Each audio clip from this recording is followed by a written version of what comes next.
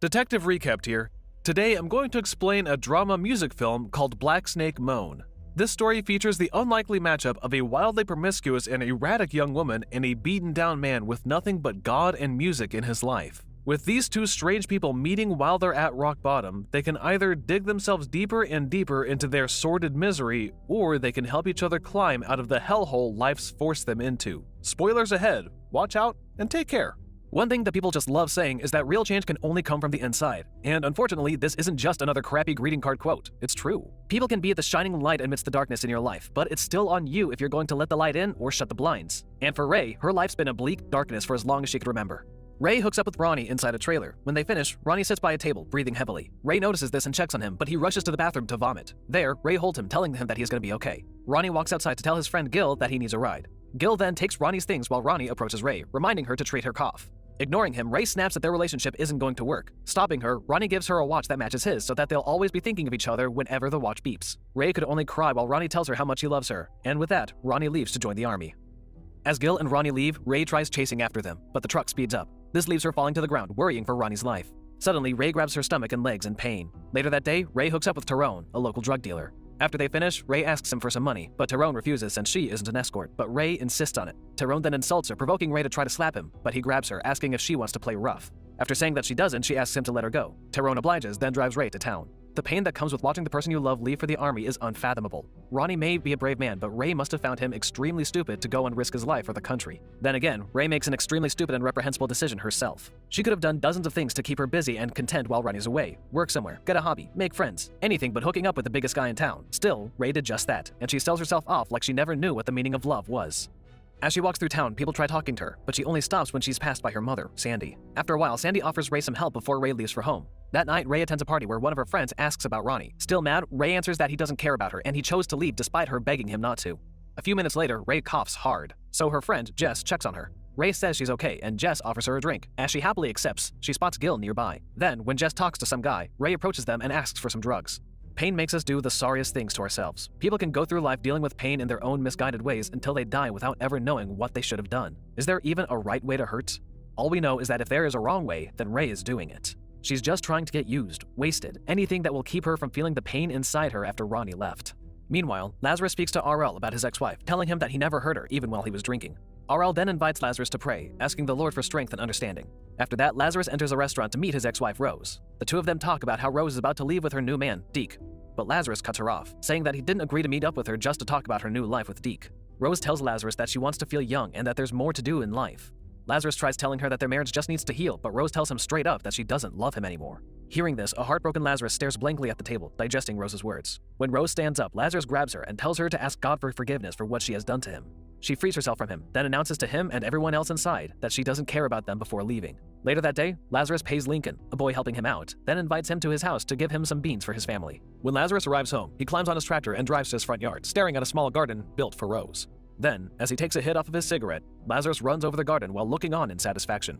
Speaking of pain, here's another person completely engulfed by agony. But how Lazarus chooses to deal with his pain is a little different. He wants to take things slow and try to piece things back together until they're whole again. But his wife is wanting to move on to greener pastures, which she sadly doesn't see in Lazarus. He tries to move on with his life by destroying his wife's garden. It's better than punching walls and breaking plates for sure. Lazarus listens to the two talk for a while before Bo mentions Lazarus's musical past. Afterwards, Bo tells Lazarus that he trusts him to keep calm inside the bar before they spot Deke walking to the counter. Deke then approaches his brother, Lazarus, saying that he wants to make peace with him before leaving with Rose. Lazarus doesn't believe a single word from him and quips that he can't help ease Deke's heart. Deke then tells his brother that he loves him, but this only angers Lazarus. He smashes his bottle against the counter before pinning Deke against the billiards table. Lazarus demands Deke to tell him that he loves him again as he smashes his bottle beside Deke's head, cutting his hand in the process. Seeing his wound, Lazarus smears some blood onto Deke's face before exiting the bar. In a lot of cases, a stranger stealing another man's wife is basically signing his own death sentence. But Deke, Lazarus' own flesh and blood, just took it to a whole other level, as if the phrase brothers before others doesn't mean a thing. His and Rose's despicability aside, he's also a complete idiot for ever thinking about making peace with Lazarus. He's just lucky that he has a brother who isn't as crazy as he is. As for Ray, she's still at the party. She's playing football with some guys before she moves to the side to take rest, looking like she's about to faint. Suddenly, one of the guys takes advantage of her and hooks up with her. After finishing, he leaves. Ray passes out there. Later, a dazed and woozy Ray wakes up as Gil finds her, offering to take her home. On the road, Gil suddenly stops to confront her about hooking up with Tyrone. Gil appears to be angry for Ronnie, only to try to make a move on her. Ray laughs, telling Gil that his manhood isn't even half of Tyrone's. Insulted, Gil punches Ray, immediately knocking her out. He proceeds to kick her out of his truck, leaving her on the road. Her watch beeps at the same time as Ronnie's, who looks at his. He thinks about Ray as he moves closer to the war. If you look up the word scumbag in the dictionary, Gil's face would probably take up about half the page, so there's still enough room for Deacon Rose. Gil is a pathetic man, desperate for any form of validation in his life, and with what he did to Ray, it basically explained why he's not getting any. In the morning, RL calls Lazarus, saying that he knows about what happened last night between him and Deke. RL tells Lazarus that the people are there for him and that he should only make himself present. Lazarus agrees, then hangs up the phone and walks outside to throw away some garbage. When he finishes cleaning up, he notices Ray's beaten body outside, so he immediately runs and gets her inside. As he lays her on the couch, he tries asking her questions, but Ray only mutters Tyrone's name. Still trying to make sense of what Ray said, Lazarus drives to town to buy her medicine. Meanwhile, back at Lazarus's home, a man appears to visit Ray, tearing her underwear off while getting a lighter close to her, but he suddenly disappears when Ray crawls through the floor. After being at the pharmacy, Lazarus makes his way to Tyrone. When they meet, Lazarus describes Ray, then asks if he's ever gotten with her, and Tyrone asks who hasn't. According to him, if Ray has a spare minute, she'll snatch up anybody. Tyrone then explains that he doesn't like being rough with her, and since she's in his favor, anyone who messes with her has to deal with him. He goes on to mention that she has a sickness that has her addicted to hooking up, leaving Lazarus surprised as he realizes that it wasn't Tyrone who hurt her. Lazarus is a good man, that much has been obvious from the get-go. But his kindness runs especially deep, and it shows with how he goes above and beyond with trying to help Ray. He's not just nursing her back to health, he's also trying to figure out who's at the bottom of this to help her. And through his exchange with Tyrone, it also becomes clear that there's still some care and respect at play in his odd relationship with Ray. And they say chivalry is dead. When Lazarus gets back home, he's surprised to find Ray on the floor. He approaches her and realizes that she has a high fever. He then reassures her that he'll take care of her when suddenly, Ray kisses him before screaming like a possessed woman. Afraid, Lazarus grabs his Bible and runs outside as Ray wails inside his house. Calming himself down, Lazarus walks back inside and prepares an ice bath for Ray to break her fever. Later that night, Ray is in a daze as she crawls out of Lazarus's house, crying and screaming for Ronnie. Lazarus calls Ray's attention, asking her to get inside, but Ray panics and tries to run away. Lazarus easily catches her and brings her inside to lay her back on the couch. Ray tells Lazarus that he could sleep with her, but Lazarus sings her to sleep instead. After that, Lazarus takes some chains from his shed and ties Ray up. With that, he plays his guitar and sings the night away. With all the high-octane events that had transpired for Ray and Lazarus, ending the night with a song almost seems like the most absurd thing that could have happened with how normal and warming the gesture is. The next day, Ray wakes up and asks how long she was out. Lazarus tells her that it's been 2 days, and that she's only been waking up in spells. When asked about who beat her, Ray ignores Lazarus, only asking about Ronnie. She quickly remembers that he's gone, so she thanks him for taking care of her, then tries to leave. Lazarus tries stopping her, but as Ray stands, she sees the chain attached to her. Agitated, Ray asks Lazarus what he's been doing to her and why she's chained up. After promising that he never laid a hand on her, Lazarus explains that she can only leave when he believes she's ready. Ray tries telling him that he could just sleep with her, but Lazarus stops her, insisting that he aims to cure her from her wickedness. Now panicking, Ray calls him a Jesus freak who wants to screw the spirit into her. She then pushes Lazarus off and runs outside, screaming for help. However, the chain keeps her from going any further. Lazarus follows and urges her to come back into the house. She eventually submits and returns inside, quickly finishing some food Lazarus gave her. As sweet and nice as Lazarus is, he really needs to give out warnings before tying and chaining someone up while they're unconscious. This easily ticks off any warning flags in Ray's mind. And just waking up to this state after being out cold for 2 days is enough to have anyone praying to all existing deities and maybe some made-up ones too. Though Lazarus truly means well for Ray, he looks like a complete lunatic with nothing but questionable intentions. Later that afternoon, after walking along a field, Lazarus and Ray talk while he cleans her wounds. Lazarus then mentions change, emphasizing that she should start changing her ways when it comes to sleeping with other men. As Lazarus continues to preach passionately about Ray's need for repentance, he starts gripping her tighter, making Ray kick him away. Surprised, Lazarus stands up and gives Ray a glass of water, apologizing for his behavior. As he gives her the glass, Ray tries to seduce him again, but Lazarus walks away and leaves. Afterwards, Ray rests on the couch and tries freeing herself again. As she twirls around, the chains only surround her more. Eventually, she falls asleep. While Ray can't see it, Lazarus only means to save her from eternal damnation. And although he's dealing this in a preacher-like way, this eternal damnation also translates to having your life on Earth being completely screwed up. Throughout Lazarus's life, everything seemed like a failure as he constantly faced trials that tested his faith and values to his limits. Now that he has found Ray, Lazarus sees her as a second chance to do some good in this world, and he's desperate to see this through. The next day, Lazarus drives into town to pick up some clothes for Ray before heading to the pharmacy. Inside, Lazarus speaks to the pharmacist, Angela, and repays her for helping with Ray by giving her some gifts before returning home. Meanwhile, back at Lazarus's house, Ray wakes up and tries escaping again, but fails. She then smokes a cigarette and waits for Lazarus to arrive. Suddenly, Lincoln drops by Lazarus's house to ask for some beans. Ray hears this and considers this to be her chance to escape. As she approaches the door, she remembers the man from her vision, making her move away. With Lincoln entering the house, Ray sees him and immediately removes her top, then walks to Lincoln and kisses him.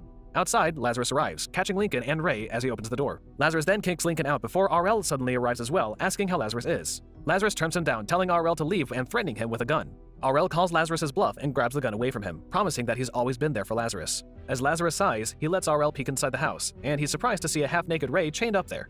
Children, some might think that these innocent little things are God's greatest gift to the world, but there are just times when the devil works extra hard to sway them off. All Lincoln wanted was some beans for his family, but his rival at Lazarus's house gave him a bone to go with them. RL then asks Lazarus if he's crazy and tells him that he is aware of the rumors surrounding Ray. To this, Lazarus insists that Ray just needs to talk to someone with some sense.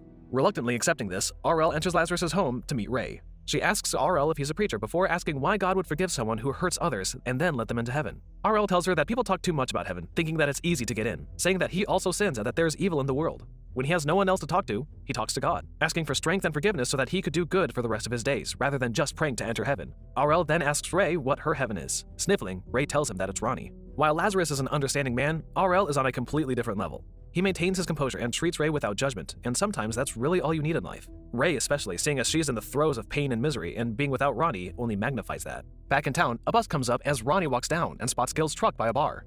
Ronnie enters the bar to meet Gil, who's surprised to see Ronnie. Suddenly, one of the patrons, Herman, mentions how people from the army only come home if they went through a dishonorable discharge. Angered, Ronnie tries to get to Herman and curse him, but Gil stops Ronnie. Gil then asks Herman to leave before asking Ronnie why he's back so soon. Ronnie tells him that he was sent home for having severe anxiety caused by loud noises, making him unable to shoot. Gil lightly jokes about it, but Ronnie ignores Gil and asks for Ray. Gil nervously tells him that she's around, but a still worried Ronnie asks Gil if he'll tell him more if he knew anything. However, Gil just stares back at him. Ronnie must be extremely disappointed in himself. Imagine training for months on end and deciding to dedicate your life to serving the army, only to be sent home for having severe anxiety. And anxiety is one hell of a war in on itself. Now that he's lost his career as a soldier, all Ronnie wants to do is come home to his beloved Ray. Alas, things are clearly more complicated than before. Later that night, as music plays on, Lazarus sets up dinner while Ray enters the room wearing her new dress. He compliments her before asking her if she can cook anything. She then starts complaining about her chain and how she feels like a dog inside the house, but Lazarus tries calming her, saying that he knows that there's good inside of her. He then asks her to boil some water, which she does. Soon, RL and Lincoln join them, and they pray together before eating. After finishing up at the bar, Ronnie and Gil head to Ray's house, finding no one inside. Frustrated, Ronnie punches the fridge before Gil sits him down to calm him. With Ronnie now shutting up about Ray, Gil gets annoyed. He snaps at Ronnie, asserting that he had a plan for himself before he ruined it when he met Ray back in high school. Ronnie defends her, telling him that they supported each other no matter what. Gil continues to scream at Ronnie, but he keeps insisting that Ray has changed and that she's faithful to him. Gil then tells Ronnie how Ray gives herself to men every time Ronnie is away, before adding that he doesn't even know Ronnie anymore. Soon enough, a tearful Ronnie bursts, rushing to Gil and fights him. With Ronnie pinning Gil to the wall, he points a gun at him, then throws him outside. After stealing the keys to his truck, he continues looking for Ray. For some reason, Gil is trying to be a so-called friend to Ronnie. While he's not wrong about Ray, he's clearly a hypocrite who isn't actually trying to look out for Ronnie and his relationship. He was so ready to pounce on Ray and even kept his "Where is Ray" charade up until he couldn't handle it anymore. Slightly insulted, Ray comments that Lazarus is still making jokes, but Lazarus orders her to come closer. He then unlocks the chain attached to her, saying that he can't change anyone and that people call the shots with how they want to live their life. When he offers to drive Ray back to town, she asks him to play his guitar for her instead. As Lazarus complies, he tells the story of how he wanted children, but Rose didn't want them. But now she's pregnant with someone else's child. He mentions that Rose lost her glow, and now that he's all alone, Lazarus can hear the black snakes moan, singing as the rain and thunder come down outside. Suddenly, Ray sees the man from her vision again, scaring her as the thunder roars louder. Ray moves closer to Lazarus and pleads with him to continue the song. Lazarus obliges as he continues while Ray holds him, still remembering the man from her vision. In the morning, Lazarus drives Ray back to town. Before Ray gets out of the car, she asks where Lazarus will stay as she nervously taps her fingers. Lazarus then asks her if she is ready to leave, and she says yes. With them getting off, Lazarus reminds her that she can take her time. Still, Ray walks off as Lazarus starts selling some of his produce. Amidst the pain and depravity life keeps plunging them into, Ray and Lazarus manage to find something so pure and true in their relationship. Lazarus always wanted a child, and he found a daughter in Ray, while Ray, who never had anyone to protect and guide her, found a father in Lazarus. But as with all families, the child had to leave their nest. But there's a good deal of comfort in knowing that no matter what, the two of them will always have each other despite the briefness in their meeting. Angela, the pharmacist, passes by and greets him. The two flirt around a little bit, laughing and keeping close to each other. Ray heads to the pharmacy and finds Sandy putting tags on products there. As Ray greets her, Sandy asks what happened to Ray's face, but Ray makes an excuse before inviting her for some coffee. Sandy then just asks if she just needs some money, but Ray, offended, asks why they have to talk like this and emphasizes that she's trying to be different now. However, Sandy turns her down, telling her where the makeup is. Hearing this, Ray stops and tells Sandy that she should have been there for her. Frustrated, her mother asks what she's talking about. This sets Ray off, and she starts lashing out at her mother, saying that her mother should have kept that man from touching her and doing whatever he wanted to her when she was just a kid. With Sandy grabbing her, Ray apologizes for speaking up to her. But she tells Sandy that she doesn't have to apologize, she just wants Sandy to say how she knew. But Sandy coldly tells her that the only thing that she is sorry for was giving birth to her. She even adds that Ray shouldn't blame her for everything that's happened to her. Shocked, Ray freezes for a moment, then grabs a mop beside her and starts wailing on her mother, telling Susan that she's a liar and that she just let her be mistreated. Ray isn't asking for much here, she's hardly asking for anything at all. The broken and beaten up girl just wanted her mother to acknowledge the torment that she put her through, to admit that she liked some repulsive son of a gun more than she liked her own daughter, that she let him touch her in ways that children should never be touched. But Susan couldn't even give her that. She refused to even think about the part she played in messing her daughter up beyond recognition. Back outside, Lazarus and Angela continue talking when Lazarus notices the commotion nearby. He rushes inside the pharmacy and finds Ray sobbing after what happened. He then carries her out, ignoring Angela's questions about Ray. With that, he leaves to take Ray home. Upon their arrival, he gives her a bath, then rests, still thinking about what transpired that day. Later, Lazarus walks out with his guitar, and together with Ray, they head to Beau's bar. Inside, Lazarus meets up with RL and Beau, while Ray finds herself a seat. Though Lazarus is nervous at first, he still joins the band and starts to play on stage. Ray joyfully listens before she joins the dancing in the bar while Lazarus and his band perform. By the window, Ronnie angrily watches as Lazarus ends his gig with everyone applauding him. The next day, Lazarus wakes up to Ray singing and playing his guitar. After joining her and asking about her song, he takes the guitar and plays the notes while Ray sings the words to her song. As the two go on, Ronnie slowly enters the house. With a gun in his hand, he hits Lazarus on the head. Ronnie then confronts Ray, telling her that Gil told him about what Ray had been doing around town. After that, Lazarus starts standing up, daring Ronnie to shoot him. Shaking, Ronnie points his gun at Lazarus while Lazarus gives him two options: kill him and prove that he's a man, or leave the house immediately. As Lazarus screams at him one more time, a still shaking Ronnie starts crying as he falls to the ground. Ray comforts her boyfriend while Lazarus calls RL, asking him to help with the two. Like Lazarus and Ray, Ronnie's just a good man who's dealt a bad hand. Both life and their own selves found a way of cracking at them, tearing them apart, and hurriedly putting them back together. Some parts are missing, some parts are put wrong. So they found themselves on the cusp of doing something that they don't even want to do. Ronnie for sure doesn't have it in him to actually pull the trigger, but his amalgamations of emotions almost did him in. Later, RL arrives and talks to Ronnie and Ray. Ronnie tells him about his plans with her. Hesitantly, he admits that Ray fixed him, but he can't seem to fix her. RL then asks Ray about her spells that she gets into, letting Ray open up about her past trauma and how much she loves Ronnie. Afterwards, she tells Ronnie how she really feels, saying how messed up they are and how she understands if Ronnie wants to leave. RL asks the both of them what they want to do, and Ronnie just stares down, deep in thought. Later, Lazarus picks up Angela from her home and asks her for one more favor. Angela agrees and rides with Lazarus back to his house. As Lazarus drives back, Lincoln helps Ronnie out with his tie as he prepares his suit. A few minutes later, Angela calls Lazarus and presents Ray, ready to wed. When he sees her, Lazarus compliments her and they share a tender moment as they embrace, promising that they'll always be there for each other. Solutions don't always have to be complicated. They can be as simple as acknowledging the love you have and accepting that you never want to be without that love again. But sometimes the timing and the feeling could be right, but no one's pushing you to do it. No one's helping you to see past the dark that has you captive. And luckily for Ray and Ronnie, they finally found the people who gave them that well-timed push into each other. After a short while, Lazarus brings Ray to the altar. Ronnie ties a small chain around Ray, and the two are pronounced husband and wife. With that, they have their first kiss in marriage. When the newlyweds drive away in Ronnie's car, Lazarus and Angela hold hands as they watch them leave. Along the highway, Ronnie and Ray are still happy from their wedding until two trucks block Ronnie's path. With his anxiety settling in, he starts panicking, so he pulls over. Ray notices this. She's reminded of her own trauma, but this time, she manages to control herself by remembering what Lazarus did for her. She embraces Ronnie, singing her song from earlier and comforting him as Ronnie starts calming down. When love burns down, you should be able to find shelter in your family. When a family is destroyed, your love can be your only refuge. But for Ray and Lazarus, they had neither. Susan was a vile, sinister, and violent mother, one who doesn't need to do the attacking or the assaulting to be violent. The way Susan let a man touch and mistreat her daughter when she was so young is just as despicable as the act itself. This left scars on Ray's psyche, scars that neither she nor Ronnie were able to heal, and Susan never even tried. So the pain kept festering and festering, worsening as Ray lost her love to the war, even if temporarily. And the pain had her making horrible mistakes for her own, where she put herself at risk, where she disrespected the loving Ronnie had given her. Ray's been burdened by deeply rooted trauma and agony that kept tight a hold of her, that kept seeping in almost everything she did. For Lazarus, it was the pain of losing his wife to the most unthinkable person, his own brother. In one move, he lost the two families he had, the one that was connected by blood and the one he kept alive through love and devotion. They made him look like a fool who was never enough, a fool who was somehow not worthy to be the father of Rose's child. At that point, the world was basically spitting in his face, proclaiming that nothing good will ever come of his life. Lazarus could have waged war against the world, fighting back in any way he could, but no. Being older and most probably wiser, Lazarus stood his ground and calmly embraced his fate. But this was never an easy task, and he certainly wasn't immune to resenting everything life stood for. But Lazarus tried, and he tried even harder for Ray.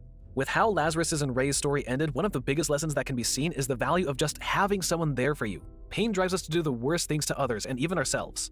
It's a cold, black hole that sucks us in deeper and deeper until we finally succumb to the darkness of isolation and suffering. However, having someone there to listen and empathize with us is such a beautiful and important thing. This understanding, this companionship, they're precious things that we have as humans. But even if you have all these things, pain will always be there for you. Ray and Ronnie's happily ever after isn't exactly an ever after. Even at the end, Ronnie's anxiety ate away at him, and Ray was struck by her own trauma. And that's life. Your problems don't just magically go away because you made the decision to pursue your happiness. Still, love and friendship will always be there to help you see the pain through until you can find the strength to rise back up and continue the fight. Subscribe to watch more videos like this. Turn on notifications. And leave a like, it really helps the channel out. Thank you for watching.